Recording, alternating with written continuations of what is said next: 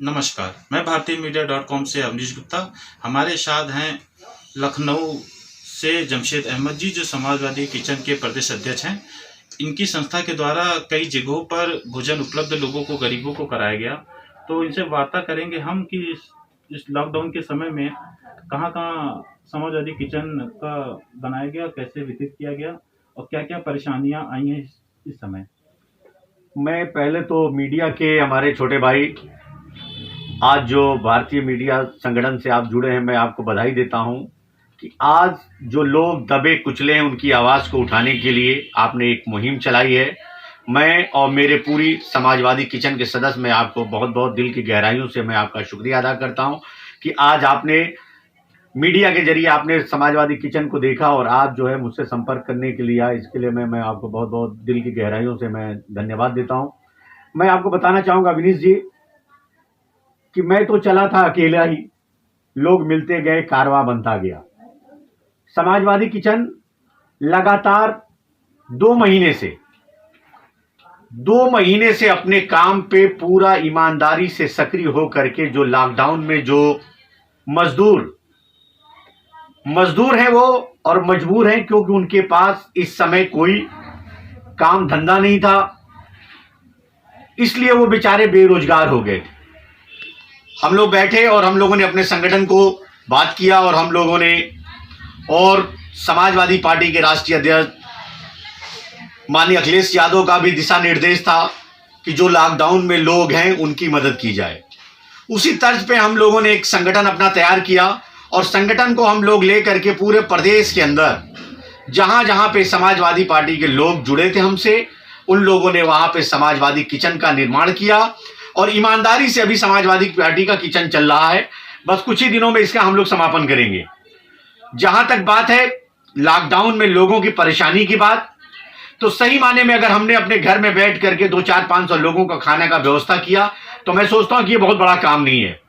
जिस तरीके से मीडिया के भाई अपना रिस्क लेके, अपने परिवार का रिस्क को लेकर के लोगों के बीच में गए, पुलिस के भाई, डॉक्टर, सफाई कर्मचारी, मैं इनको सलूट करता हूं।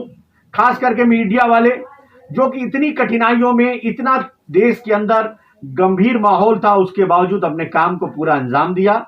मीडिया के भाई और पुलिस के भाई और डॉक्टर और सफाई कर्मचारी, हम कहते हैं कि जिस तरीके से समाजवादी किचन ने अपना काम किया, ऐसे हर आदमी को आगे बढ़ के आना चाहिए और अपना एक संगठन बना करके किसी भी तरीके से गरीब, मजलूम, परेशान लोगों की मदद करें।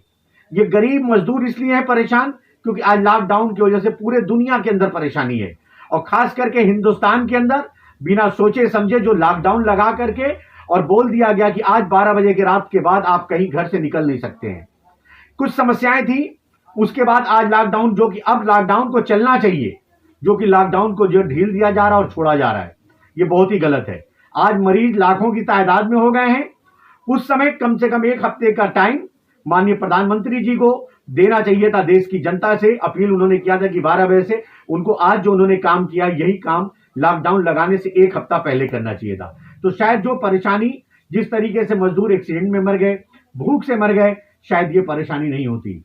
मैं मीडिया के भाई से मैं चाहूंगा कि इस बात को रखें और आने वाले समय में हम लोगों से जो भी देश हित में काम हो सकता है, हम लोगों को आप मौका दीजिए। हम सब, विपक्ष आपके साथ खड़ा है, आप विपक्ष से काम लीजिए। आप विपक्ष आपके एकदम कंधों से कंधा मिला के चलेगा। बिल्कुल आप अखिलेश यादव से आप डिस्कस करिए, मायावती से डिस्कस करिए, कांग्रेस के नेताओं से डिस्कस करिए। एक मीटिंग बुला करके किस तरीके से देश हित में ये लॉकडाउन को हम लोग सफल बनाएं और अपने घरों में रह करके डिस्टेंस का पालन करें और गरीब मजदूर जो बेसहारा हुए हैं उनकी मदद करने के लिए मैं चाहूंगा कि देशवासियों से कि वो लोग आएं और उनकी मदद करें। बहुत बहुत धन्यवाद। सर, जिस तरह से जब लॉकडाउन शुरू हुआ था तो काफ़ी मजदूर पैदल अपने घर जा रहे थे और कोई भी सुविधाएं उनको उपलब्ध नहीं कराई जा रही थी, तो उसमें आप क्या कहना चाहेंगे। अवनीश जी, ये सरकार जो यहाँ पे हिंदुस्तान के अंदर चल रही है, आपने देखा होगा शायद कोटा में कुछ बच्चे, जो बड़े लोगों के बच्चे फंसे हुए थे, जो वहां पे हॉस्टल में थे, उनके लिए बस भेजी गई लेने के लिए। काश ये दो मुही तरीका जो नहीं इस्तेमाल करते, वो जो मजदूर फंसे हुए थे उनको अगर राशन का व्यवस्था उनके घरों पे हो जाता, जिस जगह पे फंसे थे, तो शायद वो लोग पैदल नहीं निकलते। आपने देखा होगा, आप मीडिया के भाई, आप हमसे ज्यादा लोगों के बीच में रहते हैं, आपने देखा होगा कि किस तरीके से लोग पैदल चल के अपने घरों को गए हैं। आप सोचिए, पूरा देश की स्थिति खराब हो गई है, पूरे देश के अंदर उथल पुथल है, सारे फैक्ट्रियां बंद हो गई हैं क्योंकि मजदूर पलायन करके अपने घर चला गया। वो घर पे भी जाके परेशान है, और वो भी परेशान होंगे जो लोगों ने फैक्ट्री करोड़ों रुपया लगा करके खड़ा किया है, आज उनके पास काम करने वाले लोग नहीं है। तो मैं चाहूंगा कि सरकार, जब एक वोटर आईडी कार्ड से सरकार बन सकती है, तो वोटर आईडी कार्ड को देख करके क्यों नहीं राशन दिया गया? मैं ये सरकार से मैं सवाल करना चाहता हूं।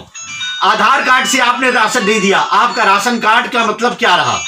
जब हम कहते हैं देश की सरकार बन सकती है वोटर आईडी कार्ड से, आप ईवीएम मशीन बगल में लगा देते, आप उसका डिटेल देखते, उससे अंगूठा लगवाते जाते और आप उसको एक आदमी के हिसाब से आप राशन देते, तो शायद जिस तरीके से लोग परेशान हो, परेशान नहीं होते। तो ये हमारे साथ थे जमशेद अहमद जी, जिन्होंने काफ़ी समस्याओं से अवगत कराया। जमशेद अहमद जी, बहुत बहुत धन्यवाद भारतीय मीडिया .com से आपसे बात करने का। बहुत बहुत धन्यवाद।